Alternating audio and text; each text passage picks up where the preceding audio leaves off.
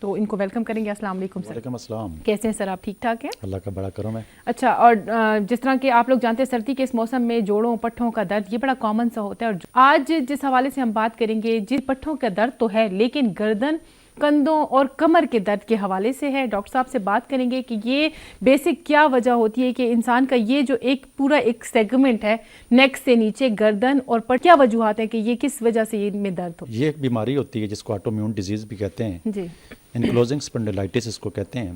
اس میں یہ ہوتا ہے کہ یہ جو گردن کے موڑے ہوتے ہیں، جی، کمر کے موڑے ہوتے ہیں، سروائکل ایریا ہو یا ورٹیبرا کے علاقے ہو یا نیچے جوڑ کے کسی بھی حصے میں، یا تو ہڈی بڑھنا شروع ہو جاتی ہے صحیح، اور اس میں سختی پیدا ہو جاتی ہے. اس طرح بالکل سیدھے ہوتے ہیں، اگر وہ فرض کریں ادھر ہوں گے نا تو وہ گردن نہیں موڑ سکتے، اس طرح کرتے ہیں. صحیح ہے.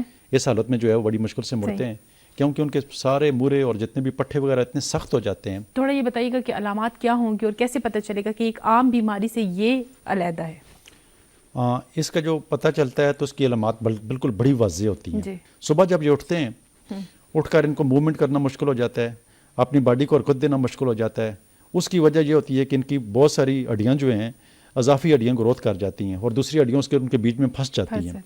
تو جب پھنس جاتی ہیں یا بعض اوقات مجھے کتابوں میں دیکھتے ہوئے جب میں اس کو پڑھتا ہوں انکلوزنگ اسپنڈلائٹس، تو مختلف جب رائٹر لکھنے والے ہوتے ہیں تو اس میں نے بہت جگہ پر ایسا دیکھا ہے، لکھا ہوا تھا کہ ایسا لگتا ہے کہ جیسے اس کے اندر کسی نے سیمنٹ بھر دیا ہے. اچھا، اس طرح یہ اتنی سخت ہو جاتی ہیں ہڈیاں اور جوڑ اتنے سخت ہو جاتے ہیں، ہے. اسٹفنس میں پیدا ہو جاتی ہے کہ وہ مریض کا چلنا اور خاص کر اس کا موومنٹ کرنا انتہائی مشکل ہو جاتا ہے، بلکہ مشکل نہیں ناممکن ہو جاتا ہے. صحیح ہے. تو اس کے لیے ہومیوپیتھک کے اندر بہت ساری ایسی میڈیسن موجود ہیں کہ جو اس کی موومنٹ ہے اس کو ٹھیک کر دیتی ہیں، جو ہڈیوں کی گروتھ ہوتی ہے اس کو روک دیتے ہیں، اور مریض جو ہے وہ وقت کے ساتھ ساتھ سیٹل ہو کر مستقل بنیادوں کے اوپر ٹھیک ہو جاتا ہے. اچھا ڈاکٹر صاحب یہ بتائیے گا کہ یہ بیماری جسم کے کتنے ایریا کو افیکٹ کرتی ہے؟ جیسے مجھے سمجھ آ رہی ہے کہ نیک سے لے کے ریڑھ کی ہڈی تک یا شولڈرز اس کے جو ہے تو وہ پیرامیٹرز میں آ رہے ہیں، تو تھوڑا یہ بھی ہمارے ویورز کو بتائیے گا کہ جو ریڑھ کی ہڈی کے موڑے ہیں اور یہ جو شولڈرز کے جو موڑے ہیں اور یا گردن کے ہیں تو یہ کتنی جگہ کو جو کتنی رینج کو وہ جو ہے تو وہ افیکٹ کرتی ہے؟ ایسا ہے کہ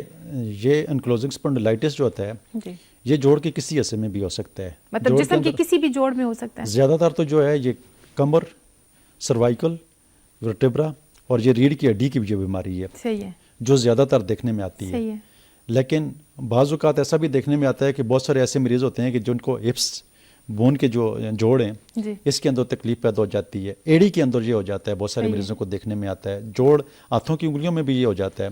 تو یہ بہت ساری جگہوں پر دیکھنے میں ملتا ہے، جوڑ کے کسی حصے میں بھی ہو جاتا ہے. لیکن یہ عام جو ہے جو 90% مریضوں میں پایا جاتا ہے تو یہ کمر کے جو موڑے ہیں تو اس میں زیادہ تر یہ دیکھنے کو ملتا ہے. اچھا، اس میں اسٹفنس زیادہ پیدا ہو جاتی ہے. آپ یہ بتائیے گا کہ آپ نے جیسے ہم بارہا اس پروگرام میں کہہ چکے ہیں آٹو امیون ڈیزیزز جو ہیں تو ان کا علاج جو ہے ایلوپیتھی میں نہیں ہے. وہ ٹھیک ہے کہ کیور کسی حد تک یہ ہے کہ وہ آپ کو اس تکلیف سے اس وقت کسی حد تک تھوڑا ریلیف دلا دیتے ہیں یا پین کلر لینے سے آپ تھوڑا ریلیکس ہو جاتے ہیں. لیکن ہم نے بارہا اس پروگرام کے توسط سے یہ بتایا کہ ہومیوپیتھک کا علاج ایسا ہے کہ جو آٹو امیون ڈیزیزز کو بہت اچھی طرح کور کر رہا ہے اور وہ آپ کی امیونٹی سسٹم کو بوسٹ کرتا ہے کہ جس سے آپ کے اندر قوت مدافعت پیدا ہوتی ہے کہ آپ اس بیماری کو جو ہے تو وہ اس پہ میں کہہ رہی ہوں کہ کنٹرول کر سکتے ہیں یا اس کو ختم کر سکتے ہیں.